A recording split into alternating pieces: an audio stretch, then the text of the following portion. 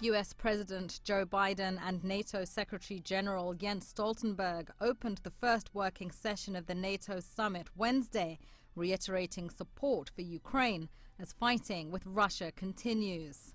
Biden also vowed to create a stronger NATO. This new pledge sends an unmistakable message to the world that every NATO member is committed to doing their part to keep the alliance strong. We can and will defend every inch of NATO territory, and we'll do it together. Two-thirds of NATO members are now contributing 2% of GDP, a record contribution to bolster the alliance's military weapons and munitions capabilities. In support of Ukraine, the US announced that with the assistance of European partners, the first of about 85 F-16 fighter jets are en route to Ukraine. Ukrainian President Volodymyr Zelensky took to social media in response, saying, "I am grateful to the United States, Denmark and the Netherlands for taking practical steps to achieve the goal of all Ukrainians to strengthen the Ukrainian Air Force with F-16s.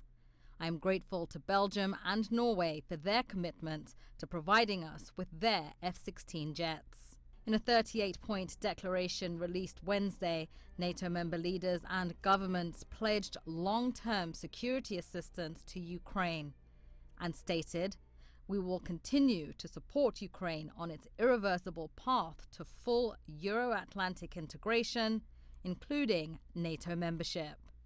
Thank you so much. Ahead of the declaration, Zelensky has been on a charm offensive during the NATO summit and on the sidelines of the meeting while he's in Washington. He participated in a meeting with a strategic US partner, newly minted British Prime Minister Keir Starmer. He also met with US congressional leaders in a bid to strengthen bilateral ties. NATO members also pledged Wednesday to give Ukraine at least 40 billion euros in military aid within the next year.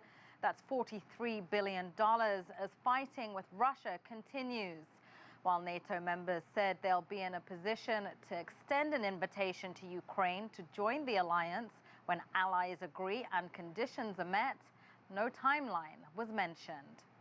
Poppie Mphuthing, CGTN, Washington.